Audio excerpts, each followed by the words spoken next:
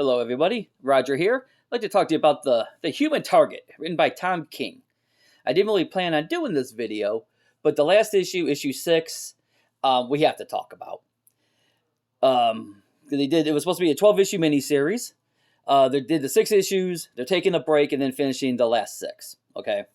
Here's the ad for the first one, because I did want to point out something.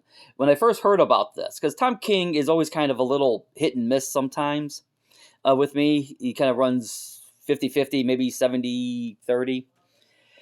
So when I heard he was doing Human Target, I was pretty excited. Because it does that kind of espionage type of thing. So I was excited, but then I also heard he was doing a whole bunch of stuff. Ooh, this thing moved on me. He was doing a whole bunch of stuff here about the Justice League International. And I remember telling people, well, I'm excited about this, the Human Target. I think he would do great at this, but can he do this? Can he do the Justice League International? I'm like, well, we'll give it a shot. And the first few issues, well, also, let's talk about the series real quick. The gimmick is Human Target, Christopher Chance. You know, people hire him to impersonate, to do whatever, right? And I mean, everyone knows who the Human Target is. Well, he was hired by Luthor to impersonate him. Well, it turns out at that same time, someone tried to assassinate Luthor by poison. And it's so they actually gave the poison to Christopher Chance instead of Luthor, by mistake. So now he has 12 days. It's a slow working poison. It's you have 12 days to figure out who killed him. Okay, it's the old DOA gimmick. Okay, it's been done a few times in movies and different stories. It's not overly original, but it's a good storytelling technique. So Christopher Chance has 12 days to find out. And it turns out it has something to do with a case, something to do with the Justice League International, an older case that they had to deal with, the poison. So he's going through each issue. He goes through a different member of the JLI. Okay. Well, then it turns out he ends up falling in love with Ice. Okay. And first of all, let's look at that gorgeous cover. I mean, if you had a choice, this is the B cover. And if you had a choice between the A and the B, and you chose the A, you're just out of your mind. This is just a work of art. This is just gorgeous. Even if you don't even want to buy it, you don't want to read the book or whatever, this cover's worth buying just for this. This is gorgeous. So, and the book has been pretty decent. It had a nice little blend of humor, a little romance, and a detective story. So it's been pretty good. There's been good stuff because obviously, like I said, he's been dating Ice. Guy Gardner's getting jealous because obviously Guy Gardner is in love with Ice, as we all know. And of course, Guy Gardner is kind of a jerk. He doesn't quite know how to show it, this and that. So that's been kind of like a subplot throughout the book also. So let's get to issue 6. We're not going to go through the whole thing. This is what we really want to talk about. Issue 6.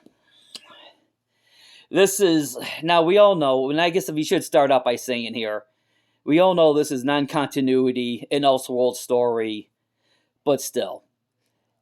This is the epitome of, tell me you know nothing about the JLI without telling me you know nothing about the JLI. Because, spoilers ahead for issue 6, the last part of the first part, the last issue of the first part, because again, it's going to go on hiatus and then do issue 7 through 12. So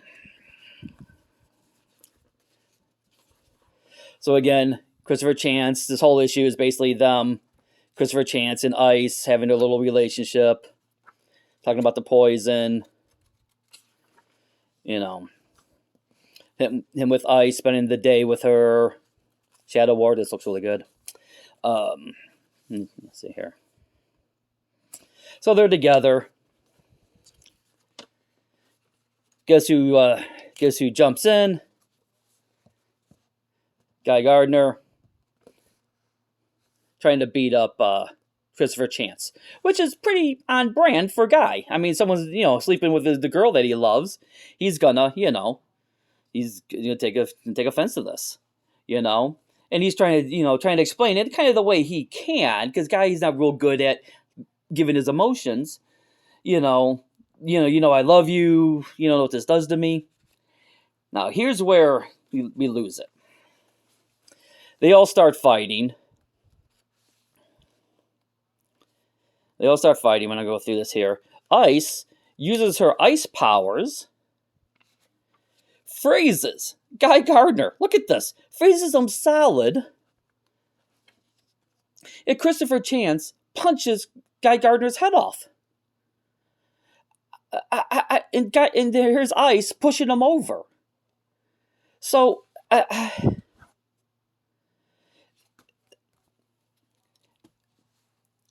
don't know what the Tom King is thinking. I don't know why DC approves this. And obviously, again, it's non-continuity because Guy Gardner's not dead in the regular DC universe.